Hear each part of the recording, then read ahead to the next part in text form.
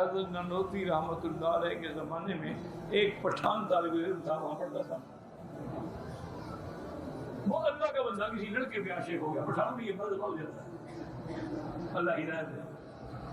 ہم تو دعا ہی کر سکتے ہیں، اور کیا کر سکتے ہیں۔ عاشق بھی ایسے ہو گیا کہ نعوذ باللہ جب سجدے میں جاتا نا سبحان ربی الاعلیٰ کے بغیر بھی اس کا نام لیتا ہوں۔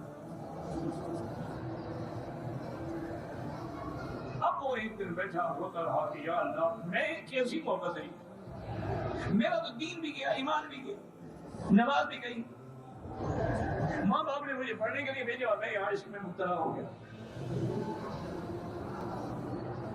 آخر اس نے مجبور ہو کے، شرم بھی آتی تھی نا کہ کیا کہوں لوگوں کو، حضرت استاد حضرت نانوتوی رحمۃ اللہ علیہ کی خدمت میں گئے اور جا کے چیخ مار کے رو پڑا، تو میں کیا بات ہے، حضرت میں برباد ہو گیا ہوں، میرا دین بھی گزر گیا، دنیا بھی۔ ایک لڑکے کی محبت میں آ کے میں اتنا مبتلا ہو گیا ہوں، میں نماز پڑھتا ہوں مجھے لڑکے کا خیال ہے، سبحان ربی الاعلیٰ کہتا ہوں لڑکے کا نام لیتا ہوں۔ آپ نے فرمایا اچھا میرے بھائی ایسے کرنا کہ صبح کی نماز کے بعد جب میں مسجد سے اپنے حجرے کی طرف جاؤں، چھتے والی مسجد کہلاتی تھی، وہاں آج نماز پڑھتے، تم میرے پیچھے پیچھے چلے آنا کہ شرط یہ ہے کہ بات نہیں کرتے، اور پھر جب میرے گروہ میں آگے بیٹھ جاؤ پھر بھی بات نہیں کرتی جب تک میں نہ کہوں، خاموش رہے۔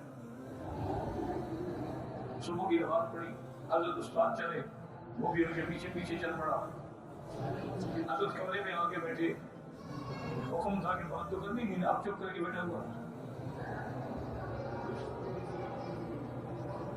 اصل بات کیا تھی، اصل تو وہ سمجھنے والے سمجھتے ہیں نا، حضرت اس کو صبر سکھا رہے تھے کہ میرے کہنے میں خاموش رہتا ہے کہ نہیں رہتا، جب صبر آ جائے گا تو لڑکے سے بھی صبر آ جائے گا۔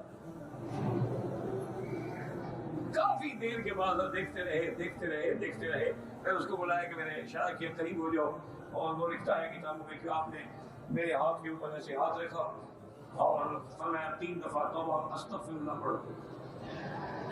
میں نے 3 دفعہ استغفر اللہ پڑھا تو کہنے لگے کہ اب جاؤ۔ کہتے ہیں میں جب کمرے سے نکلا مجھے معلوم ہوا کہ میرے دل کے اندر سے کچھ چیز نکل گئی ہے، سمجھ نہیں آتی تھی وہ کیا چیز ہے۔